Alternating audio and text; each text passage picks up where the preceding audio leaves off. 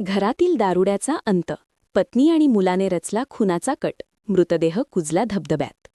दारूच्या व्यसनामुळे हैराण झालेल्या मुलगा आणि पत्नीने केला स्वतःच्या वडिलांचा खून. यवतमाळ जिल्ह्यातील बिटरगाव पोलीस स्टेशन हद्दीत पैनगंगा नदीच्या सहस्त्रकुंड धबधब्याजवळ सुमारे 1 महिन्यापूर्वी कुजलेल्या अवस्थेत आढळलेल्या अनोळखी पुरुषाच्या खुनाचा गुन्हा उघडकीस आला आहे.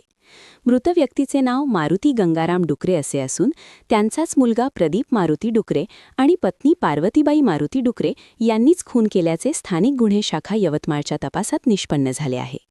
पोलिसांच्या माहितीनुसार मारुती डुकरे हे दारूच्या व्यसनामुळे घरात आणि वावात सतत त्रास देत असत. यामुळे वैतागलेल्या मुलगा आणि पत्नीने त्यांची हत्या केली. खून केल्यानंतर मृतदेह पिवळ्या फारीत बांधून सहस्त्रकुंड धबधब्याच्या बंधाऱ्यात पाण्यात टाकण्यात आला होता. हा मृतदेह सापडल्यानंतर बिटरगाव पोलिसांनी अज्ञात आरोपीविरुद्ध गुन्हा दाखल केला होता. स्थानिक गुन्हे शाखेने अत्यंत कौशल्यपूर्ण तपास करून मृतकाची ओळख पटवली आणि दोघा आरोपींना अटक केली. सध्या दोघेही बिटरगाव पोलीस स्टेशनच्या ताब्यात असून पुढील तपास सुरू आहे.